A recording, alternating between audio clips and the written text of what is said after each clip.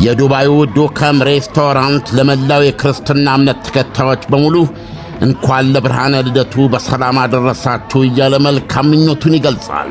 በዱባይ ምድር ከአገር ቤት ሰንጋ እያስመጣ በጥሬ በጠብስ አምሮት የሚያወጣ ማለፊያ ሬስቶራንት መሆኑን ዓይን አይቶ ልብ ይፈርዳል። ዱከም ሬስቶራንት ከንጹሕ ማር የተመታ ብርዛችን ተናፋቂ ማወራረጃችን ነው። የዓመት በዓላችንን መንፈስ የባህላችንን ድባብ በመፍጠር ደንበኞች በተንጣለለው ግቢያችን በሰፊ እልፍኞቻችን ከወዳጅ ጓደኛ ጋር ታድመው በልዩ ስሜት የሚመገቡበትና የሚጨዋወቱበት እያንዳንዷ የዱከም ሬስቶራንት ቆይታ የብዙ ጊዜ ትዝታ ትተዋለች። ዱባይ ኖሮ ከቶ ዱከም ሬስቶራንትን አለማወቅ ይቻላልን? ለመኪናው አይጨነቁ፣ ነፃ የተሟላ ማቆሚያ አለን። አድራሻችን ቁጥር 1 አልበረሃ፣ ቁጥር 2 አቡሄድ ከሴንቸሪ ሞል ፊት ለፊት። በገና ጨዋታ አይቆጡም ጌታ። እንኳን አደረሶ። መልካም ገና። ዱከም ሬስቶራንት በዱባይ።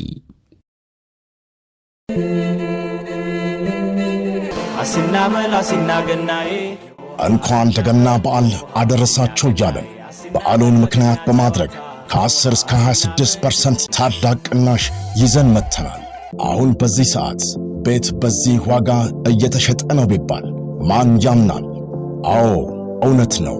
ኮምፓስ ፕሮፐርቲስ በዙሪያዋ ደረጃቸውን የጠበቁ ሆቴሎች፣ ኤምባሲዎችና ከቤተ መንግሥት አቅራቢያ በምትገኘው የከተማችን እምብርት በሆነችው ውቢቷ ካዛንችስ ላይ እጅግ ዘመናዊ የሆኑ የመኖሪያ አፓርትመንት ከስቱዲዮ እስከ ባለ 3 መኝታ እንዲሁም የንግድ ሱቆችን እነሆ ይላል።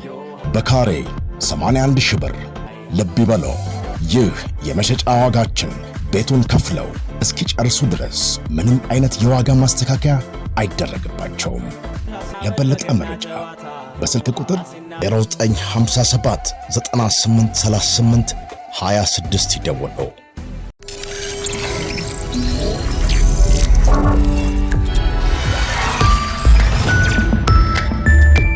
ይህ አዋዜ ሰበር ነው። አድማጮቻችን እንኳን ለገና በዓል በሰላም አደረሳችሁ። ለፕሬዚደንት ዶናልድ ትራምፕ አሜሪካ ማዱሮና ቬንዙዌላ ከረሜላ እንጂ ዋናው ቁርጥና ጥብስ አለመሆናቸው ተሰማ።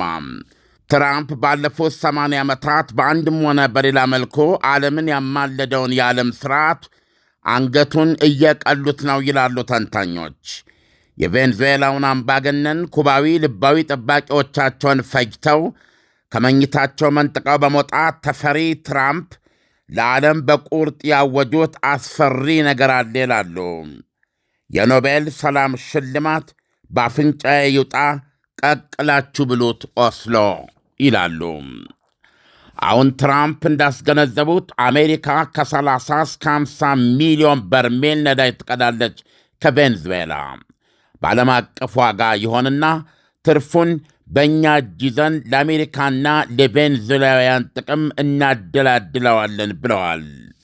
ከቬንዙዌላ በማዕቀብ የታጎለ ክምችት የሚቀዳው ድፍድፍ ነዳጅ ወደ አሜሪካ ተወስዶ ይጣራና ገበያ ይለቀቃል። የአሜሪካኖችን የነዳጅ ዘይት ሽያጭ ዋጋን ያረክሳል ብለዋል። ትራምፕ በእጃቸው ካስገቧት ቬንዙዌላ ትኩረታቸውን በፍጥነት በማንሳት ሌላ ድልብ ኢኮኖሚ ላይ በነብር ዓይን አተኩረዋል። ግሪንላንድ። ዋይት ሃውስ እንዳለው አሜሪካ የምድራችን ግዙፏን የአርክቲክ ደሴት ሬር እርዝና ነዳጅ ዘይትን ጨምሮ ድልብና ምቅ ሀብቷን እንደያዘች በምን መንገድ የአሜሪካ አካል ማድረግ ወይም መደረግ እንዳለባት አማራጭ መንገዶችን ጠረጴዛ ላይ ዘርግታ በይፋ ማጤን ጀምራለች። ቁጥር 1 ሌላ ኃያል ያደረጋትን ውሽንፍራዊ ወታደራዊ ኃይልም አንዱ መንገድ አድርጋ አቅርበዋለች ይላሉ ዘገባዎች። ለወትሮ የኔቶ አባልና የራስ ገዟ ደሴት የሩቅ አሳዳሪ የሆነችው ዴንማርክ እንስት ጠቅላይ ሚኒስትር ወይዘሮ ሜት ፍሬድሪክሰን ቢጨንቃቸው አውሮፓውያን ጓዶቻቸውን ተገን ሁኑኝ በማለት ያቀረቡት ሙጥናን አውሮፓውያኑን ከኋላቸው ቢያሰልፍላቸውም በደም የራሰውንና ካራካስን ያከረከሰውን የትራምፕ ሰይፍ ወደ አፎቱ ለመመለስ ግን የሚያነሳው መካች ኃይል የለም። ዋይት ሃውስ ለቢቢሲ እንደነገረው ከፊል ራስ ገዟን ግሪንላንድ ግዙፏ አሜሪካ ላይ መለበጥ መደራደሪያ የሌለው የብሔራዊ ደህንነት ጉዳይ ነው።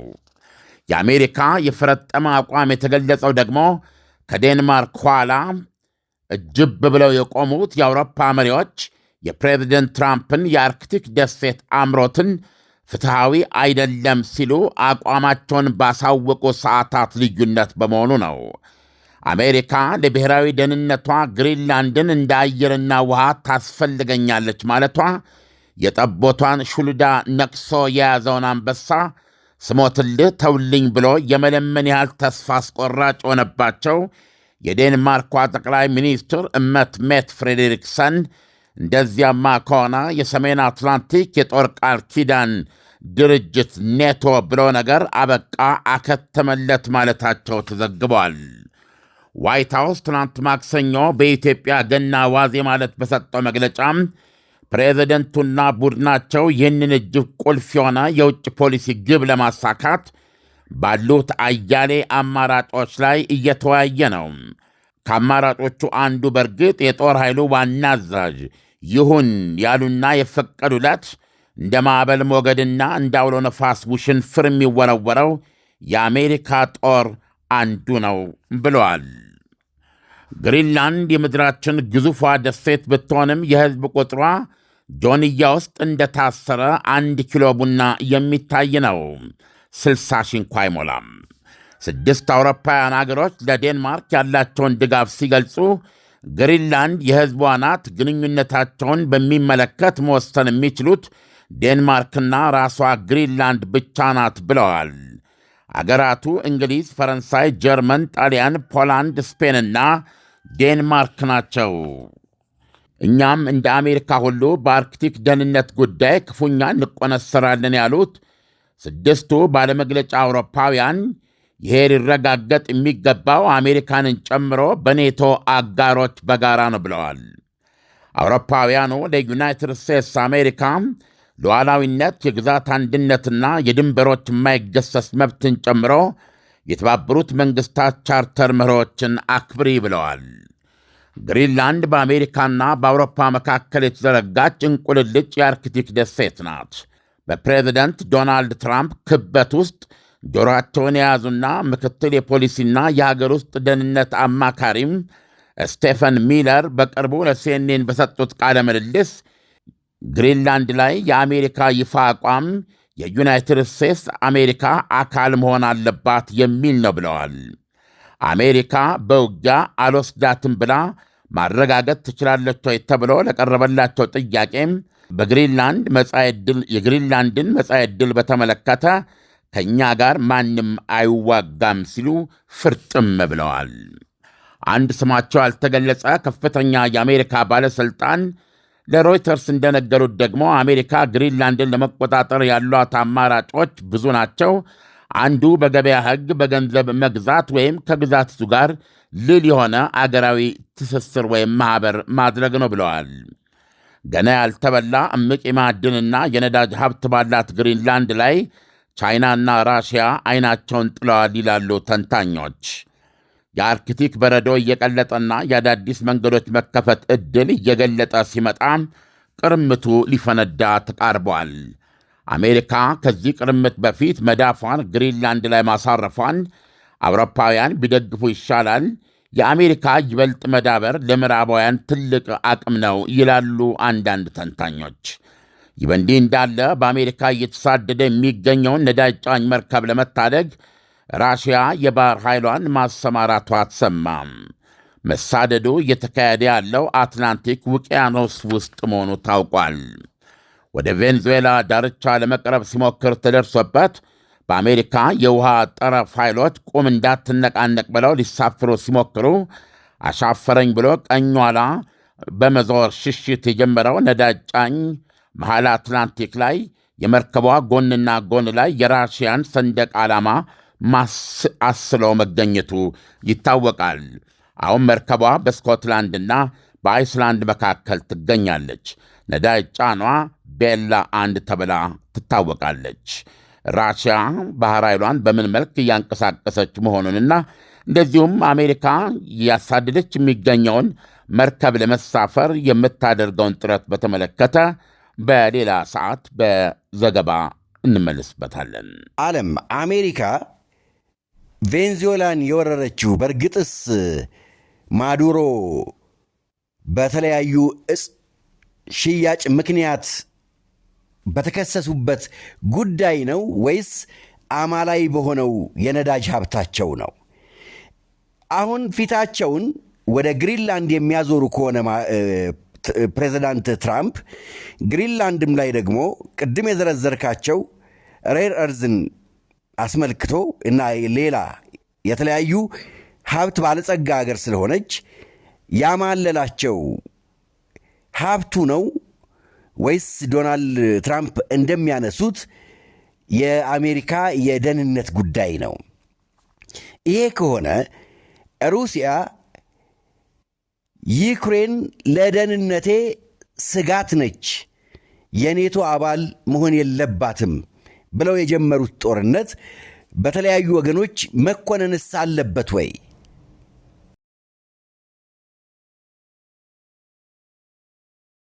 በትንሽ ገንዘብ ብዙ መነጋገር ሀብን ኮል ድንቅ አፕሊኬሽን መጣሉ። የኢንተርኔት አገልግሎት አለመኖርም ሆነ ተጠቃሚ አለመሆን እንዲሁም ርቀት ሳይበግረው ዘመድ ወዳጅ የያዘው የሞባይል ስልክ ላይ ሁሉ ያለ ችግር ሰተት ብሎ የሚደርስ የልብ የሚያስተነፍስ መተግበሪያ ሀብን ኮል። መተግበሪያውን ከጉግል ወይም ከአፕል ስቶር ያውርዱና ስልክ ቁጥሮን ሞልተው ወይም አስገብተው ሳይን አፕ ያድርጉ። ለጥቀው ሪቻርጅ የሚለውን ሲጫኑ ከሚመጣሉ የክፍያ ዝርዝር ውስጥ የሚፈልጉትን ገንዘብ መርጠው ስልክዎን ይሙሉ። ከዛም ማምኑ ግጡ። መደወል መደወል መደወል፣ አሁንም መደወል። አንድ ጊዜ የሞሉት ሂሳብ እስኪያልቅ ድረስ ያለ ጊዜ ገደብ ይጠቀማሉ። ሀብን ኮል ዘንድ ኤክስፓየርድ ብሎ ነገር የለም። በትንሽ ገንዘብ ብዙ ማውራት፣ በዛ ላይ ከሂሳቡ ቀንሰው በየትኛውም ሀገር ለሚኖሩ ወዳጅ ጓደኛ ስልክ መሙላት ይችላሉ። ሀብን ኮልን ያውርዱ፣ ያውጉ፣ ይጫወቱ፣ ይሳሰቁ። አሜሪካን በተመለከተ ፕሬዚደንቱ ከመጀመሪያ የሥልጣን ዘመናቸው ጊዜ ጀምሮ በግዢ የአሜሪካ አካል ለማድረግ የተንቀሳቀሱበት ነው። በይፋና በአደባባይም የገለጹበት ነው። በተለይ ሬር እርዝስ የሚባለው እነዚህን ማግኔቶች ልትላቸው ትችላለ በሌላ ስማቸው።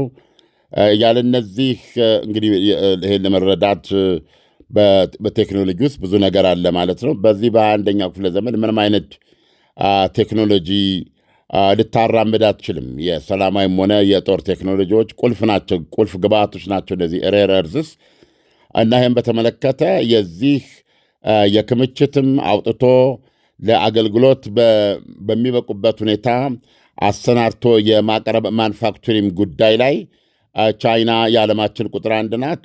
ይህንን እንደ እጅ መጠምዘዣ በመጠቀም አንዳንድ ሀገራትን አሜሪካንን ጨምሮ ትልቅ ችግር ላይ የመክተት አቅም አድርጋ እንደያዘችው የሚታመን ከመሆኑ የተነሳ በዚህ በግሪንላንድ በጣም ትልቅ ግዙፍ ደሴት ነው እንዳልኩ፣ ህዝቡ 60 ሺህ አይሞላም፣ ገና ኤክስፕሎይት ያልተደረገ ነው። ስለዚህ ይሄ ነገር ለአሜሪካ ኢኮኖሚያዊ ግብዓት እጅግ ወሳኝ ነው። ይህንን ደብቆ ያቁም ዶናልድ ትራምፕ።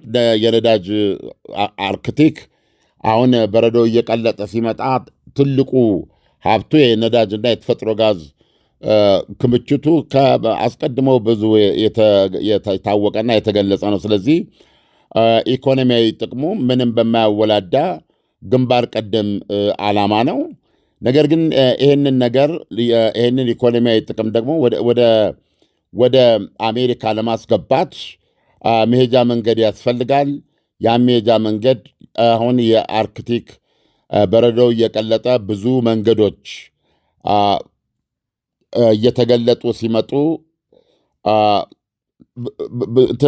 ብዙ እነዚህ የባህር እንቅስቃሴውን በከፍተኛ ደረጃ የሚያፋጥኑ ሁኔታዎች ነው እየተፈጠሩ የመጡት እና ከዚህ እውነት አንጻር ቅርምቱ የማይቀር ነው። ከዚህ አንጻር አሜሪካ ደግሞ ይህንን ትልቅ ሀብት የራሷ ለማድረግ ለብሔራዊ ደህንነቴ ያስፈልገኛል የሚል ነው። በዚህ መልኩ ነው እንግዲህ አሁን አሜሪካኖች እያቀረቡ ያሉት። ይሄን ደግሞ ካላደረገች ያው ከዚህ በፊትም ዶናልድ ትራምፕ ጠቅሰውታል፣ በዋነኛነት ቻይናንና ራሽያን እንደ ስጋት የሚያስቀምጥ ነው። ስለዚህ አውሮፓውያን ምረጡ ነው። አሜሪካ የራሷ ካላደረገችው እነ ቻይናና እነ ራሽያ ይቀራመቱታል። ለምሳሌ የቻይና መንገድ፣ ቻይና የአርክቲክ ሀገር አይደለችም፣ ነገር ግን የአርክቲክ አቅራቢያ ሀገር ነኝ ነው የምትለው። እንደሚታወቀው ቬንዙዌላና በመሳሰሉት የላቲን አሜሪካ ሀገራት አሜሪካ ጓሮዬ ነው የምትላቸው ናቸው። በእነዚህ ውስጥ እጇን ያስገባችው እንደሚታወቀው በምትፈጥረው ባይላተራል ግንኙነት ሀገራት ለሀገራት ጋር በምትፈጥረው ግንኙነት ኢኮኖሚያዊ ትስስሮች አማካይነት ነው።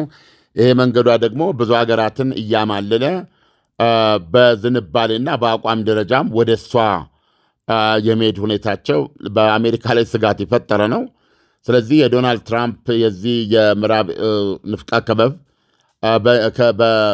ከአሜሪካ ቁጥጥር ወይም ደግሞ ሌላ ኃይል የሚቀራመተው አይሆንም በሚል እንግዲህ ዶክትሪናቸው መሰረት ባየነው መንገድ ቬንዙዌላን በዚህ አይነት እርምጃ በመውሰድ የነዳጅ ሀብቱንም እንደምታውቀው ከ30 እስከ 50 ቢሊዮን ነዳጅ በርሜል ይቅርታ ከ30 እስከ 50 ሚሊዮን በርሜል ነዳጅ ወደ አሜሪካ እንደሚቀዱ እና ይህንንም በዓለም አቀፍ ዋጋ ተሽጦ ገንዘቡ የሚገኘው ትርፍ ለአሜሪካና ለቬንዙዌላ እንደሚያከፋፍሉት ገልጸዋል። ይህንንም በማድረግ የሀገራቸውን የነዳጅ ዋጋ በጋሎን የሚለኩት ቅናሽ ለማርከስ ያደረጉት እርምጃ መሆኑን አስታውቀዋል። ይህን በማድረግ ቻይና ከ60 ቢሊዮን ዶላር በላይ ያወጣችበት ነው የቬንዙዌላ የነዳጅ ተቋም የማምረት ሂደቱን የሚያስፈልገውን መሰረተ ልማት ብዙ ነገሮች አሉና ከፍተኛ ብድር ውስጥ የገባች ሀገር ነች ቬንዙዌላ። ቻይና ደግሞ ዋነኛ ጥቅሟም ይህንን በዓለማችን ቁጥር አንድ የሆነ ክምችት ነዳጅ መቅዳት ነው። በአብዛኛው የቬንዙዌላ ነዳጅ ኦልሞስት ዋናዋ ገዢ ወይም ብቸኛ ገዢ በሚያስብል ደረጃ ቻይና ነበረችና ይሄ በቀጥታ ቻይናን ከቬንዙዌላ የሚያስወጣ እርምጃ ነው። ምክንያቱም አሜሪካ ነች ተወሰነ ጊዜ የምታስተዳድራት ብለዋል። ከዛ በኋላም የሚመሰረተው መንግስት የአሜሪካንን ፍላጎት የሚጠበቅ መንግስት ነው የሚሆነው። በዚህ መንገድ የቻይናን ተጽዕኖ ከዚህ ምዕራባዊ ንፍቀ ክበብ ከሚሉት የማስወጣት ሂደት ጅምር ነው ብሎ መውሰድ ይቻላል። በዚህ የተነሳ ነው ብዙ ሀገራት ድንጋጤ ውስጥ የገቡት። ይሄ የአንድ ጊዜ ክስተት ነው ወይስ የሆነ ምዕራፍ መክፈቻ ነው የሚለው ነው እያከራከረ ያለው እና ይሄ ሁኔታ እያለ ግሪንላንድን ለመጠቅለል የምትችልበትን መንገድ አሜሪካ መወያየት መጀመሯ በቀጥታ የሚያሳየው የቬንዙዌላ ጉዳይ መጀመሪያ እንጂ መጨረሻው እንዳልሆነ የሚያሳይ ነው። ይህም እንግዲህ ትልልቅ ሀገራት ለብሔራዊ ደህንነታቸው፣ ለኢኮኖሚ ጥቅማቸው በሚል ቀጥታ እርምጃ መውሰድ እንደሚችሉ የተባበሩት መንግስታት ድርጅት ቻርተር ወዘተ የምትለውን ገሸሽ በማድረግ ማለት ነው። በሀገራት መካከል እስካሁን ድረስ የጠበቀው ግንኙነት የሌላውን ሀገር ድንበር ማክበር፣ የሌላውን ሀገር መንግስት ሉዓላዊነት ማክበር የመሳሰሉ ነገሮችን ይሄ በመሆኑ የተነሳ አሁን በግልጽ በዚህ ዜናም ላይ አድማጮች መረዳት እንደሚችሉት 6 የአውሮፓ ሀገራት የተባበሩት መንግስታት ቻርተር ይከበር የሚል ጥሪ ወይም መልእክት ለአሜሪካ ነው እያቀረቡ ያሉት። ስለዚህ ፕሬዚደንት ዶናልድ ትራምፕ እስከዛሬ ብዙዎች ተንታኞች እንደሚሉት ነው ላለፉት 80 ዓመታት ዓለምን አረረም መረረም በሕግ ላይ በተመሠረተ መንገድ ሲያስተዳድር የቆየውንና ከሁለተኛው የዓለም ጦርነት በኋላ ራሷ አሜሪካ በፊት መሪነት ያዋቀረችውን የዓለም አቀፍ ስርዓት ምናልባት መልሶ ለማገገም ሌላ 80 ዓመት በሚወስድበት ሁኔታ አፍርሰውታል ተብሎ ነው የሚታሰበው ዶናልድ ትራምፕ። በዚህም ይቀጥላሉ ተብሎ ታምነዋል። እና አሜሪካ ግሪንላንድን የምትወስደው ለኢኮኖሚያዊ ጥቅሟ እና ይህ ጥቅም ደግሞ ለብሔራዊ ደህንነቱ አስፈላጊ ነው በሚል ነው። ዓለም እንግዲህ አሁን ዶናልድ ትራምፕ የኖቤል ሽልማቱን ያው አልፈልገውም ሲሉ በኖቤል ላይ ሽልማት ላይ ተስፋ ቆርጠዋል ብለን እንውሰደው። እንደዛ የጓጉለትን የኖቤል ሽልማት ጋጋሪዎች ነን። አሁን ላይ ምግባችን ከሚሰጠን አስፈላጊ የሰውነት አበልጻጊ ቫይታሚኖች ባለፈ በእጅጉ የሚያሳስበን የምግብ ዝግጅትና አቀራረብ ሂደት ጤናማነት ነው። ጋጋሪዎች ነን። ለዛም ነው ለእንጀራችን ከፍተኛውን ጥንቃቄ የምናደርገው። መልኩን ለማንጣት፣ ብርካቴውን ለመጨመር፣ የቆይታ ጊዜውን ለማርዘም ሲባል ምንም አይነት ኬሚካልና የእህል ውህደት ጋር የማይቀላቀል አስፈላጊውን የመብላላት ሂደት አሳልፎ በንጽህና የሚዘጋጅ የጤፍ እንጀራ ነው። በፕላስቲክ ታሽገው የሚቀርቡ ምግቦች ለምርቱ ተብለው በተሰሩ ማሸጊያዎች ፉድ ግሬድ ፕላስቲክ ካልታሸጉ ለካንሰር፣ ለጉበት፣ ለኩላሊት በታዳጊዎች ላይ ሁለንተናዊ አስተሳሰብና እድገት ላይ ከፍተኛ ውስንነት እንደሚያስከትሉ የዓለም የጤና ድርጅት አስታውቋል። ለዚህም ሲባል ጋጋሪ በዱባይ ሙኒሲፓሊቲ ማረጋገጫ ያለፈ የዩኤኢ ኳሊቲ ማርክ ሰርቲፊኬት ፉድ ግሬድ በተሰጠው ለምግብ ማሸጊያነት የተመረጠ ፕላስቲክ ማሸጊያ የተዘጋጀ ነው። ንፋስ ሳይገባው ቃናና መዓዛውን ሳያጣ በነጭና በቀይ ጤፍ በሁለት አማራጭ ታገኙታላችሁ። ከአክብሮት ጋር ነው ይህን የምነግሮት። አዎ ያሻግታል፣ የጤናማ እንጀራ ባህሪው ስለሆነ። በማሸጊያው ላይ በግልጽ ከተቀመጠው ከ3 እስከ 4 ቀናት በላይ እንዳይጠቀሙ። በጋጋሪ ትሬዲንግ ተመርቶ በዳኒዳን ጄኔራል ትሬዲንግ የሚቀርብ ሲሆን በአልበረሃ በዳኒዳን ሚኒ ማርትና በዱከም ሬስቶራንት ውስጥ 24 ሰዓት ያገኙታል። በቅርቡ በሁሉም የተባበሩት አረብ ኤሚሬቶች ከተሞች የምንገኝበትን አድራሻ የምናሳውቅ ይሆናል። በጋጋሪዎች የቀረበ ጋጋሪ ንጹሕ እንጀራ።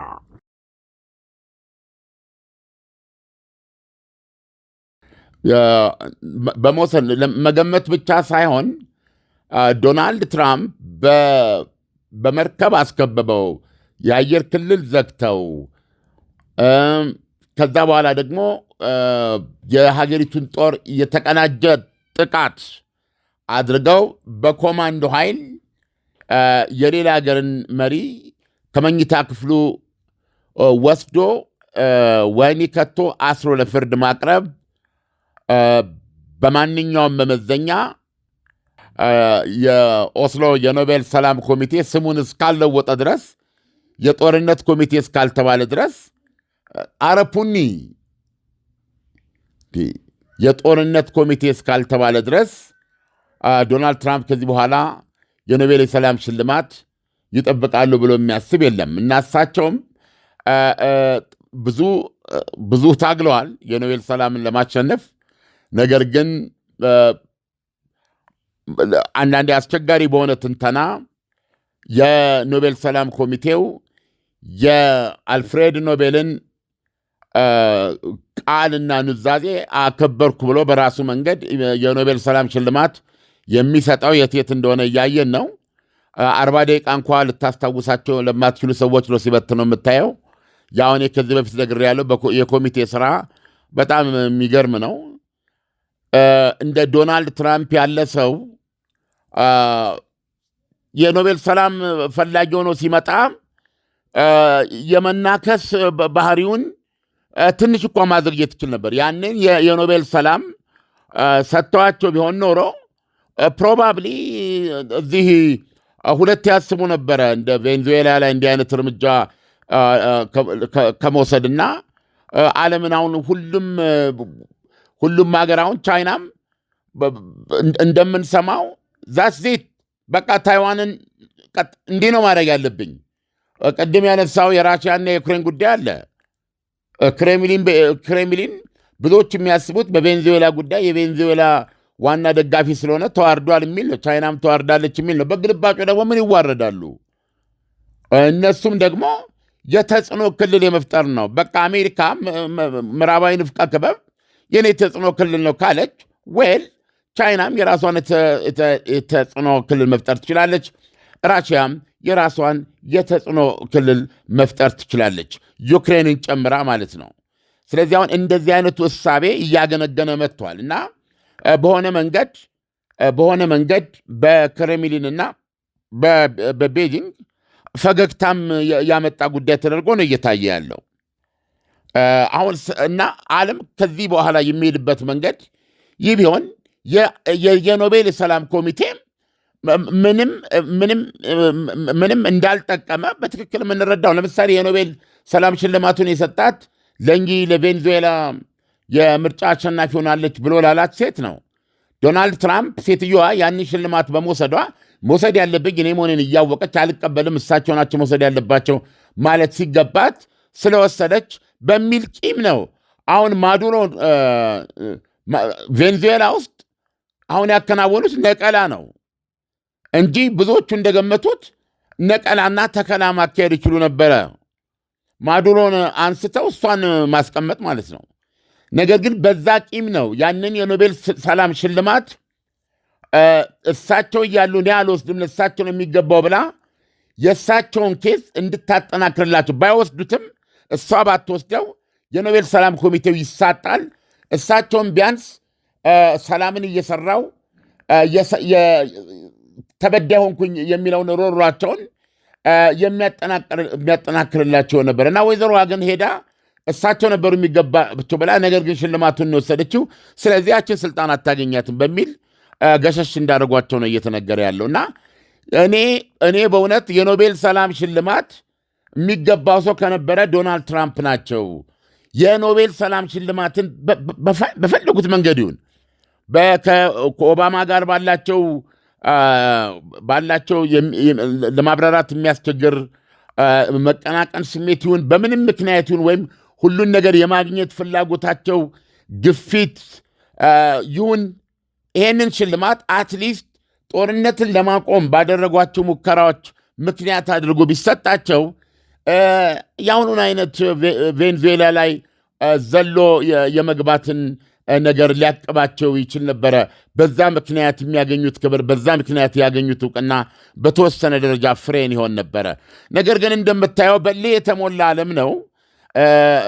አልፍሬድ ኖቤል የእሱን ህልም እናስተረጉማለን የሚሉ ኮሚቴዎች ነገር ሲያሳምሩ ነው እንጂ ራሳቸውን ንጉሥ አድርገው የሚጠቀሙበት መንገድ ነው። በጣም እስቲ አሁን ወደኋላ ዝም ብለህ ብትመር ምንም ኢምፓክት እኮ እያጣ ነው የኖቤል ሰላም ሽልማት።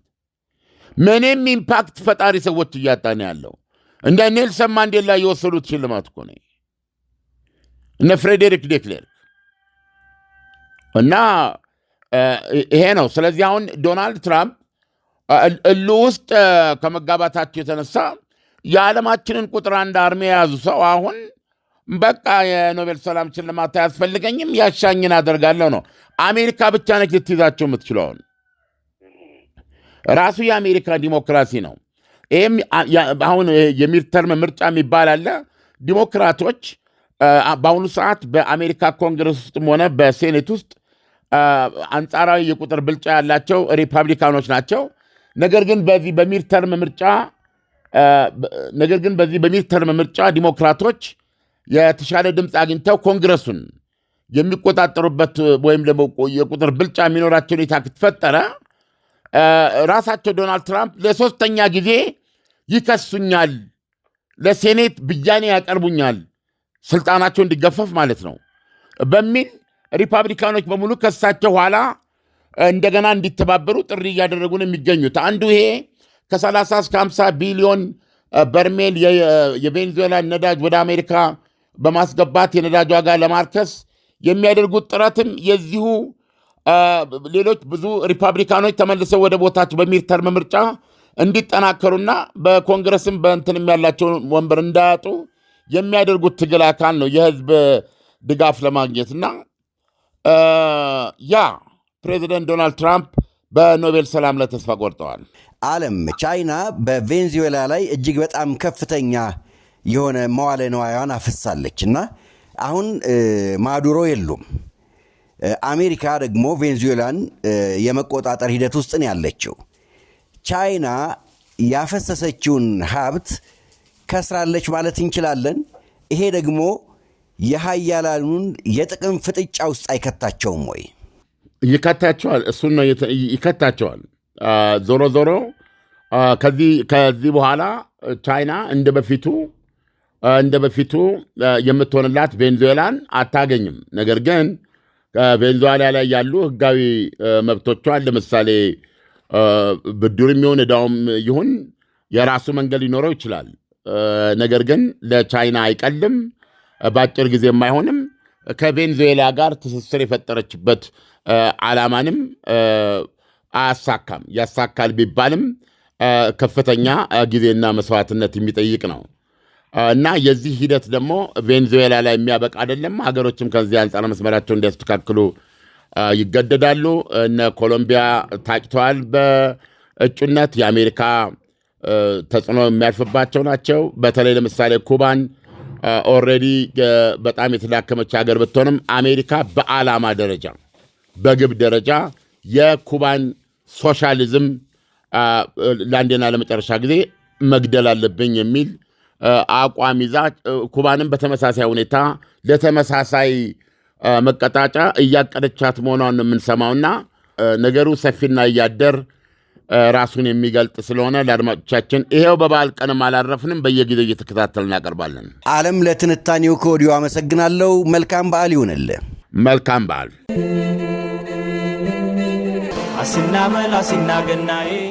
እንኳን ለገና በዓል አደረሳቸው እያለን በዓሉን ምክንያት በማድረግ ከ10 እስከ 26% ታላቅ ቅናሽ ይዘን መጥተናል።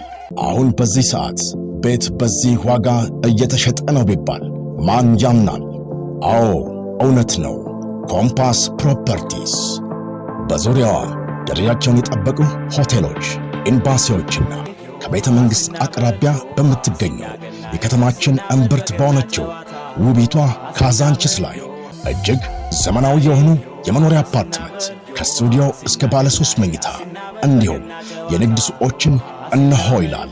በካሬ 81 ሺህ ብር። ልብ ይበሎ፣ ይህ የመሸጫ ዋጋችን ቤቱን ከፍለው እስኪጨርሱ ድረስ ምንም አይነት የዋጋ ማስተካከያ አይደረግባቸውም። ለበለጠ መረጃ በስልክ ቁጥር 0957 9838 26 ይደውሉ። የዱባዩ ዱከም ሬስቶራንት ለመላው የክርስትና እምነት ተከታዮች በሙሉ እንኳን ለብርሃነ ልደቱ በሰላም አደረሳችሁ እያለ መልካም ምኞቱን ይገልጻል።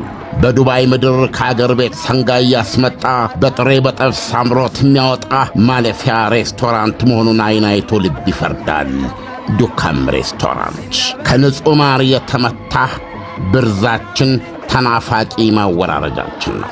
የዓመት በዓላችንን መንፈስ የባህላችንን ድባብ በመፍጠር ደንበኞች በተንጣለለው ግቢያችን በሰፊ እልፍኞቻችን ከወዳጅ ጓደኛ ጋር ታድመው በልዩ ስሜት የሚመገቡበትና የሚጨዋወቱበት እያንዳንዷ የዱከም ሬስቶራንት ቆይታ የብዙ ጊዜ ትዝታ ትተዋለች። ዱባይ ኖሮ ከቶ ዱከም ሬስቶራንትን አለማወቅ ይቻላልን? ለመኪናው አይጨነቁ፣ ነፃ የተሟላ ማቆሚያ አለን። አድራሻችን ቁጥር 1 አልበረሃ፣ ቁጥር 2 አቡሄል ከሴንቸሪ ሞል ፊት ለፊት። በገና ጨዋታ አይቆጡም ጌታ። እንኳን አደረሶ። መልካም ገና። ዱከም ሬስቶራንት በዱባይ። ምርትና አገልግሎቷን በአዋዜ ላይ ያስተዋውቁ። ለጥራት እንታመናለን። በስልክ ቁጥሮቻችን ይደውሉልን። አዋዜ ዓለምነህ ዋሴ ዜና